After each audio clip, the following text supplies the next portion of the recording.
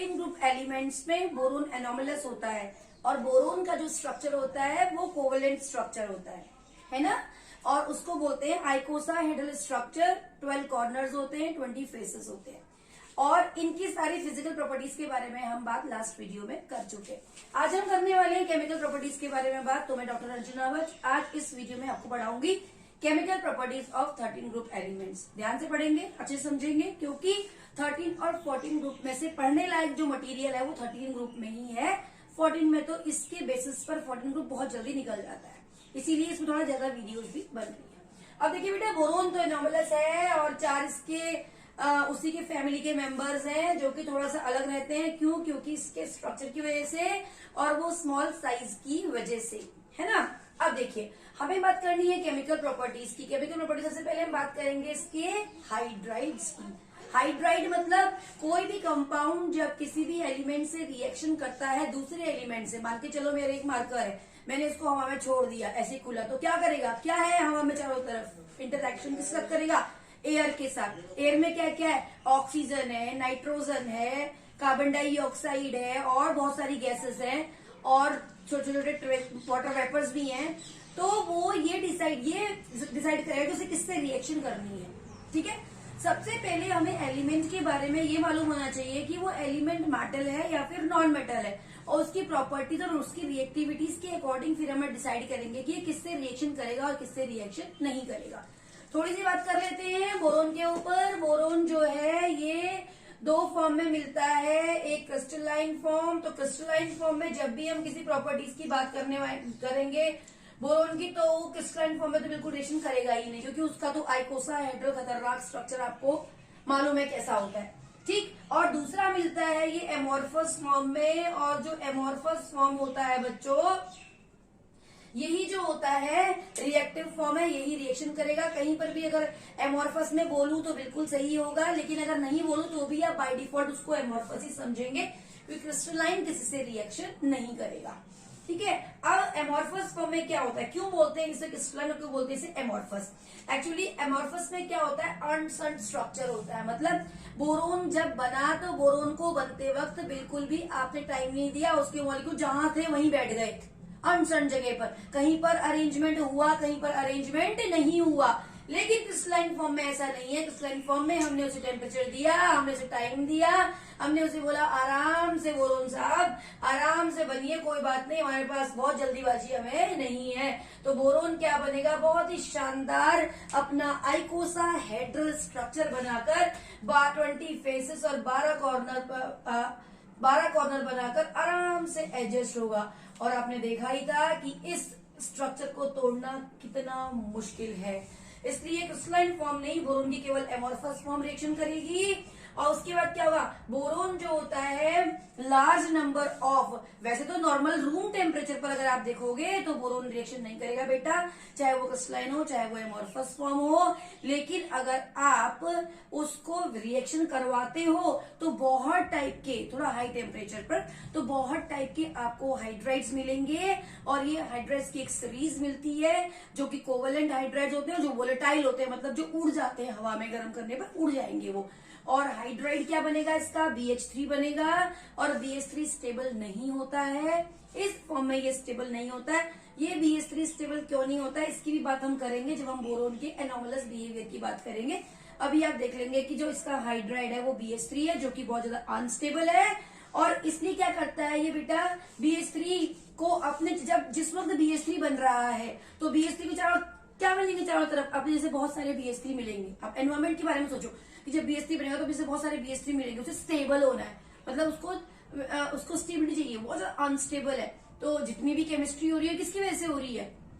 Stability gain करने की वजह से हो रही है। अभी जो बहुत अनस्टेबल है उसे कहाँ क्या मिलेगा? अपने ही जैसा दूसरा मॉलिक्यूल, तो वो अपने ही जैसे दूसरे मॉलिक्यूल के साथ बनाकर डाइमर बना लेगा और B2H6 की फॉर्म में मिलेगा। और ये जो हाइड्राइड्स होते हैं बेटा B2H6 और ये जो THF टेट्रा हाइड्रोफ्यूरिन मतलब ईथर के साथ में, ये एक बहुत ही अच्छा रिड्यूसिंग एजेंट का काम करता है। तो अगर आपसे कोई पूछेगा कि हाइड्राइड्स के यूजेस क्या हैं, इसके हाइड्राइड्स के यूजेस क्या हैं, तो आप बोलोगे कि हाइड्राइड का यूज हम इसके हाइड्राइड के as a reducing agent use करते हैं। कहां पर? ऑर्गेनिक केमिस्ट्री में। ठीक है, एल्यूमिनियम भी हाइड्राइड बनाता है, एक ही हाइड्राइड नोन एज एल्यूमिनियम का, वो है एल्यूमिनियम AlH3 का होता है, पॉलीमरिक हाइड्राइड होता है। ठीक है बेटा, जो कि एक ब्रिजिंग कंपाउंड की फॉर्म में आपको मिलेगा। और हमें इनके बारे में ज्यादा पढ़ाई नहीं करनी है, जनरल ट्रेंड की बात करेंगे, इनके कंपाउंड्स की पढ़ाई नहीं करती। तो हमारे कोर्स में जेई में, जेई एडवांस में, नीट में हमें केवल ये दो एलिमेंट्स मिलेंगे, बोरोन एंड एल्यूमिनियम।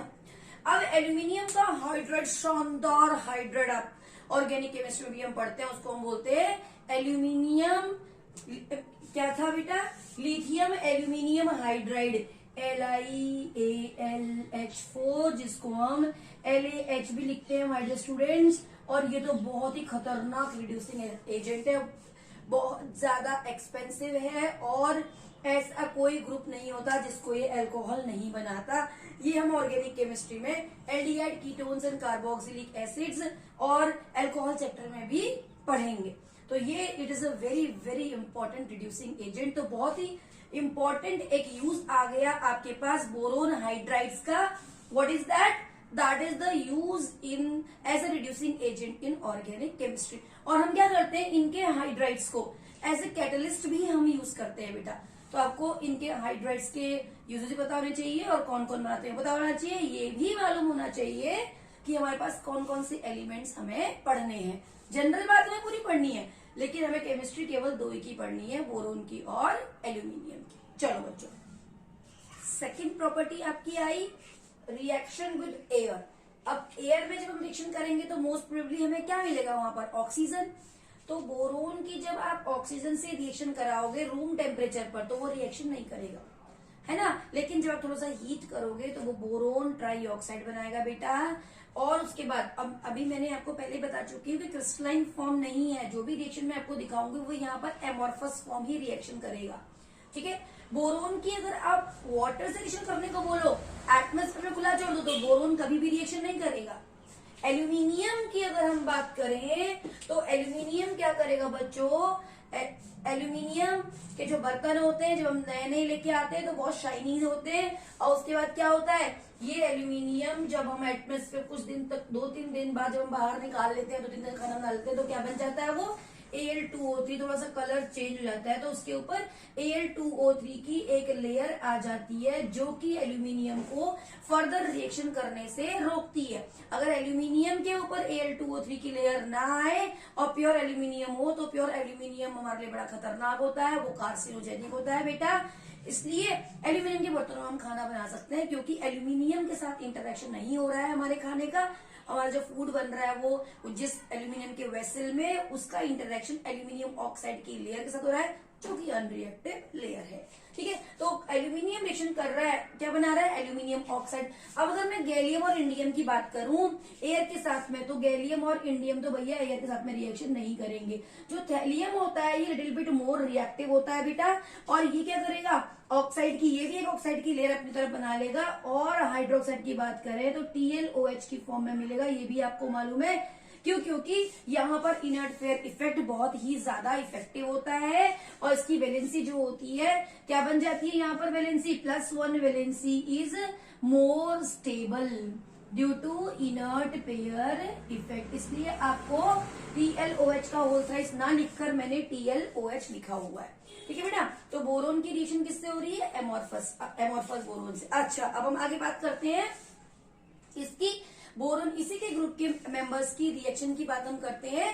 ऑक्सीजन के साथ में जो बना वो क्या बना, ऑक्साइड्स, और पानी के साथ में क्या बना, हाइड्रोक्साइड्स। अब हम बात करेंगे कि उन ऑक्साइड्स और हाइड्रोक्साइड्स का नेचर कैसा होता है, मतलब वो एसिडिक होते हैं या फिर वो बेसिक होते हैं। अब देखिए वो चीज किसके ऊपर डिपेंड करेगी, ये डिपेंड करेगा कि हमारा जो एलिमेंट है वो क्या है। अभी अभी हम थोड़ी देर पहले बात कर चुके कि बोरोन क्या है, एक टिपिकल नॉन मेटल है ना बेटा। ये क्या है, एक टिपिकल नॉन मेटल है। अब नॉन मेटल है तो क्या होगा, नॉन मेटल का जितना भी ऑक्साइड है वो सब कैसे होंगे, एसिडिक होंगे, है ना बेटा, एसिडिक होंगे। एसिड्स कौन होते हैं, जब भी हम किसी ऑक्साइड को पानी से रिएक्शन कराएंगे तो वो अपना पेरेंट एसिड बनाता है, मेन एसिड बनाता है ना। तो उससे मालूम चलता है कि एसिडिक। और वैसे भी हम क्लास 10th में भी पढ़ चुके हैं कि जो नॉन मेटल होते हैं उसके जो ऑक्साइड्स होते हैं वो एसिडिक ऑक्साइड्स होते हैं। अब बोरोन तो मेरा है ना एनोमलस है। एनोमलस होने की वजह से क्या है, अपने ग्रुप के दूसरे मेंबर से कम मिलता है। क्यों? क्योंकि ये छोटा है साइज में, ये बहुत छोटा है। साइज छोटा होने की वजह से इसे अपने साथ कोई नहीं खिलाता। एल्यूमिनियम बड़ा है, गैलियम है वो तो इतना छोटा नहीं है, और थैलियम इससे बड़ा है, और इंडियम इससे बड़ा है, और थैलियम थोड़ा सा ज्यादा बड़ा नहीं है, थोड़ा सा बड़ा है। तो ये चारों एक साथ चलते हैं और ये जो बोरोन को किनारे कर देते हैं, उसका साइज छोटा होने की वजह से। और बोरोन बेचारा, अगर ये चारों की चारों साथ खेलते गैंग में रहते हैं, लेकिन बोरोन बेचारा आके चुपचाप बैठा रहता है। वो भी कहीं सर्च में है कि कोई और उसको किसी दूसरी फैमिली का कोई ऐसा मेंबर मिल जाए, कोई ऐसा बच्चा मिल जाए।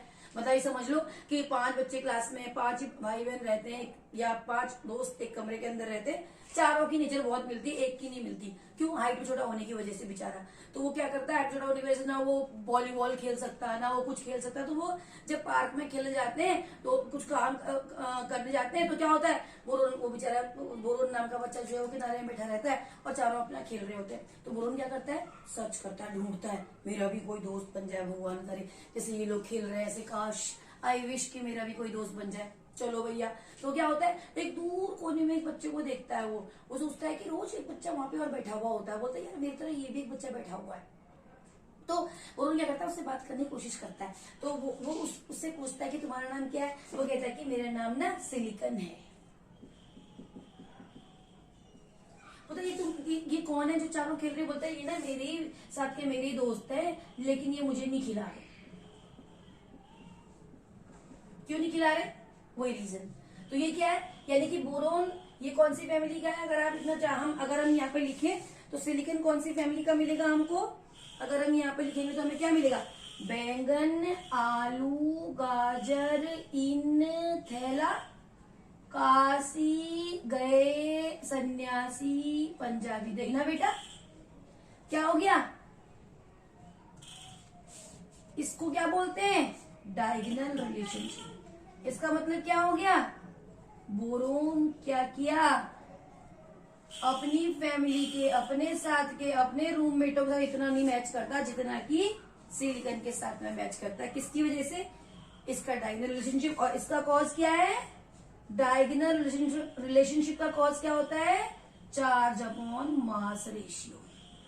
चलो भैया, charge upon mass ratio in दोनों का मिलता है, जिसकी वजह से बोरोन सिलिकन से रिजेंबल करता है। दोनों दोस्ती करते हैं, दोनों आपस में खेलते रहते हैं, है ना। जो काम ये इनके साथ नहीं कर सकता वो सिलिकन के साथ में कर सकता है, तो बड़ा खुश हो जाता है वो। चलो भैया, इसका बिहेवियर इससे अलग होगा। अब हमने क्या बात करी, तो इसके नॉन मेटालिक हैं और वो एसिडिक हो जाएंगे। एल्यूमिनियम क्या है? एल्यूमिनियम थोड़ा अलग सा बिहेवियर शो करता है। ये एम्फोटेरिक मेटल है। एम्फोटेरिक मेटल आपके तो पढ़ा हुआ है न्यूमेरिक क्या होता है। एम्फोटेरिक मेटल्स कौन से होते हैं? जो एसिड से भी रिएक्शन करते हैं और जो बेस से भी रिएक्शन करते हैं। तो एल्यूमिनियम क्या है? एल्यूमिनियम बेस से भी रिएक्शन करता है और एसिड से भी रिएक्शन करता है। ये आपने पढ़ा हुआ है क्लास 10th में। एल्यूमिनियम जब बेस से रिएक्शन करता है तो क्या बनाता है NaOH के साथ में? Sodium aluminate, NaAlO2। और उधर जाके आपने क्या पढ़ा था कि एल्यूमिनियम जब किसी एसिड से रिएक्शन करता है तो AlCl3HCl से करेगा, तो है ना बेटा। तो जो एसिड से भी रिएक्शन करता है और बेस से भी रिएक्शन करता है, एल्यूमिनियम ऑक्साइड, मतलब एल्यूमिनियम मेटल भी या ऑक्साइड भी, दोनों ही, तो वो कैसे होंगे? एम्फोटेरिक नेचर में है दोनों के दोनों। यानी कि इसका जो ऑक्साइड है वो कैसा है? एसिडिक है। इसके ऑक्साइड्स एंड हाइड्रोक्साइड्स कैसे होंगे? एम्फोटेरिक होंगे। गैलियम के भी एम्फोटेरिक होंगे, ऑक्साइड्स एंड हाइड्रोक्साइड्स। और इन दोनों के कैसे होंगे?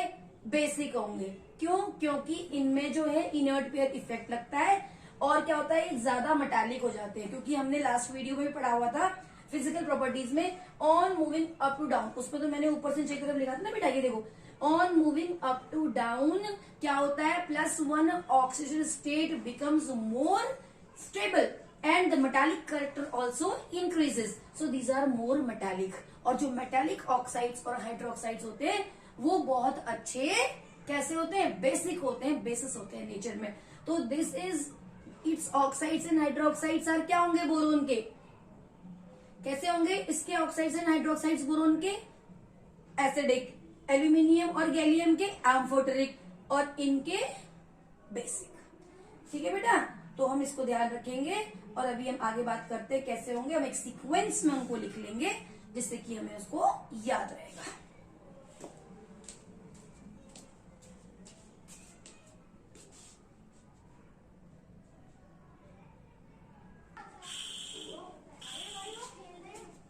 ये देखो हमने लिखा है B2O3 एंड BOH का होल थ्राइस, ये ऑक्साइड और ये हाइड्रोक्साइड, ये एल्यूमिनियम का ऑक्साइड, एल्यूमिनियम का हाइड्रोक्साइड। ठीक है बेटा, तो हम क्या बोल रहे थे कि ये दोनों के दोनों कैसे होंगे, नॉन मेटालिक, है ना बेटा, नॉन मेटालिक हो गए। नॉन मेटालिक का नॉन मेटल हो गए ना, तो नॉन मेटालिक नहीं, हम इसको क्या लिखेंगे, एसिडिक।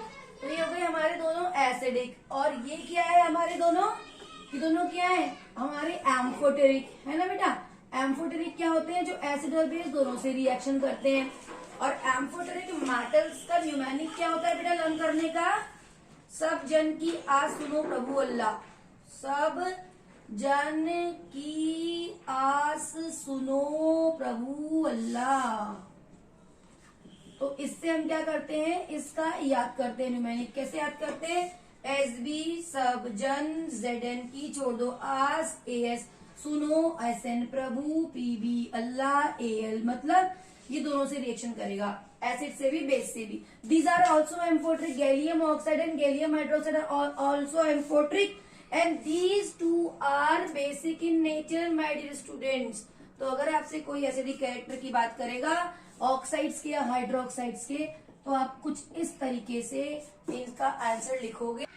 ठीक है बेटा, तो हमें इस तरीके से ये न्यूमेरिक लर्न करना है। अभी हमने क्लास 10th में पढ़ा हुआ भी है कि एल्यूमिनियम जो होता है वो एम्फोट्रिक होता है, वो मेटल से भी रिएक्शन नहीं, एसिड से भी रिएक्शन करता है और बेस से भी रिएक्शन करता है। तो आप उसकी रिएक्शन भी दे दोगे। हमसे तो ये पूछते भी है कि हाँ we prove that aluminium is amphoteric in behaviour. तो हम क्या लिखेंगे इसके लिए, एल्यूमिनियम की रिएक्शंस लिखेंगे। मैं क्या लिखूंगी, अगर मैं लिखूं एल्यूमिनियम का, अगर मैं किंग ऑफ केमिकल H2SO4, इसको ऑयल ऑफ विट्रियोल भी बोलते हैं ना बेटा, ओलियम, तो विच acid is called oil of vitriol, ऐसे भी पूछ लेते हैं। तो सल्फ्यूरिक एसिड हो गया। अगर मैं इसकी रिएक्शन इससे करा दूं तो मेरे को क्या मिलेगा, AlOH का होल थ्राइस और वाटर, और आप इसको बैलेंस कर देंगे जैसे भी होगा। ठीक है, कैसे होगा, 3 है तो 3 यहाँ पे आ जाए, 3 Al एल्यूमिनियम है, नहीं OH2 बनेगा बेटा, सल्फेट Al2SO4 का होल थ्राइस बनेगा ना, सल्फ्यूरिक एसिड है। तो 3 सल्फ्यूरिक है, 3 हम ये कर देंगे और 3 हमारे वाटर मॉलिक्यूल बन जाएंगे और 2 हम एल कर देंगे। एक बात और ध्यान रखेंगे कि इनऑर्गेनिक केमिस्ट्री में हमें बैलेंस रिएक्शन लिखने की बहुत बहुत जरूरत होती है। ऑर्गेनिक केमिस्ट्री में हमसे कोई भी बैलेंस रिएक्शन के बारे में नहीं पूछता। ऑर्गेनिक में हमसे केवल मेन प्रोडक्ट के बारे में पूछा जाता है और हम केवल मेन प्रोडक्ट के साथ ही डील करते हैं। बट यहाँ पर हमें बैलेंस रिएक्शन लिखना बहुत जरूरी होता है। ठीक है, तो इसलिए मैंने यहाँ पर बैलेंस रिएक्शन लिखी है। बैलेंस आपको करनी आती है, आप खुद भी कर सकते हो। ऐसे एल्यूमिनियम की अगर हम बेस से रिएक्शन कराते हैं NaOH से, एक्वस एल्कली हम इसको बोलते हैं, NaOH को एल्कली बोलते हैं क्योंकि पानी में सॉल्युबल बेस होता है। तो एक्वस NaOH से अगर हम इसकी रिएक्शन कराते हैं तो हमें मिलता है NaAlO2, सोडियम मेटा एल्यूमिनेट भी बोलते हैं बेटा इसको, और हमें मिल जाएगा हाइड्रोजन, और हम इसको बैलेंस कर देंगे। यहाँ पर कितने Na है, 2 हैं, तो हम यहाँ पे 2 लगाएंगे, 2 एल्यूमिनियम लगाएंगे, और ऑक्सीजन कितने, वाटर कितने हैं, आप इसको बैलेंस कर लोगे बेटा, है ना। 2 अगर मैं यहाँ करूंगी तो 4 और 2 6, तो 3H2 कुछ इस तरीके से। देखिए शायद ये बैलेंस हो चुका है। तो अब आप ये करेंगे तो आपको ये बैलेंस इस तरीके से, एल्यूमिनियम को आपने एम्फोट्रिक प्रूफ कर दिया। लेकिन अब हमें ये भी प्रूफ करना है कि हमारे पास जो है एल्यूमिनियम ऑक्साइड एम्फोट्रिक है। तो हम क्या करेंगे, एल्यूमिनियम ऑक्साइड की रिएक्शन भी एसिड से करा देंगे और एल्यूमिनियम ऑक्साइड की रिएक्शन भी बेस से करा देंगे, और दोनों रिएक्शन कर रहे हैं। इसका मतलब क्या है, दोनों के दोनों एम्फोट्रिक है, यानी कि एल्यूमिनियम ऑक्साइड भी एम्फोट्रिक है नेचर में। ठीक है बेटा, तो कैसे लिखेंगे इसकी रिएक्शन देखिए बच्चों। तो हम क्या करेंगे, Al2O3 की रिएक्शन सल्फ्यूरिक एसिड से लिखेंगे, क्या बनेगा, Al2SO4 का होल थ्राइस और वाटर निकल जाएगा, नहीं बेटा, और बैलेंस कर देंगे। ऐसे ही हम एल्यूमिनियम ऑक्साइड की रिएक्शन किससे कराएंगे, NaOH से कराएंगे, नहीं, और हमारे पास क्या बन जाएगा, sodium aluminate Meta aluminate NaAlO2, और यहाँ पर हाइड्रोजन की जगह बजाय वाटर निकलेगा क्योंकि हमारे पास यहाँ पर ऑक्सीजन है, और हम इसे बैलेंस कर देंगे। तो इससे हमारे पास क्या प्रूफ हो गया कि aluminium and aluminium oxide both are amphoteric in nature. हमें सिर्फ पता होना चाहिए कि उनकी ऑक्साइड, इसकी ऑक्साइड एम्फोटेरिक है और उनकी ऑक्साइड कैसे है, बेसिक है। हमें उनकी रिएक्शन नहीं करनी क्योंकि हमारे कोर्स में केवल, मैंने बताया ना, बोरोन और एल्यूमिनियम केवल 2 ही है, तो हमें दोनों की रिएक्शन हमें पता होनी चाहिए जो हम यहाँ पर लिख चुके हैं। ठीक है, अब हमने क्या बात कर ली, ऑक्साइड्स एंड उनके हाइड्रोक्साइड्स की बात कर ली। अब हम किसकी बात करते हैं, नेक्स्ट केमिकल प्रॉपर्टी। तो बच्चों आज में हमने क्या पढ़ा, हाइड्राइड्स एंड ऑक्साइड्स और रिएक्शन केमिकल प्रॉपर्टीज पढ़ी, एयर के साथ में रिएक्शन और किसके साथ में रिएक्शन, एल्केलीज के साथ में रिएक्शन। तो इनको आप पढ़ेंगे और नेक्स्ट वीडियो में हम नेक्स्ट प्रॉपर्टीज के बारे में बात करेंगे। बहुत ही इंपॉर्टेंट टॉपिक के बारे में बात करने वाले हैं, हैलाइड्स ऑफ बोरोन के हैलाइड्स और किसके बारे में बात करेंगे, बोरोन के कंपाउंड्स के बारे में, और क्वेश्चंस कैसे पूछ जाते हैं उसके बारे में हम आपको बताएंगे। तो केमिकल प्रॉपर्टीज की आपकी 2 वीडियो बनी, ये पार्ट 1 है और अगला होगा पार्ट 2। तो पढ़ते रहिए, धीरे धीरे पढ़िए, समझिए चीजों को। ग्रुप इम्पोर्टेंट है इसलिए आपको धीरे धीरे पढ़ा रहे हैं, ठीक है बेटा। तब तक टेक केयर।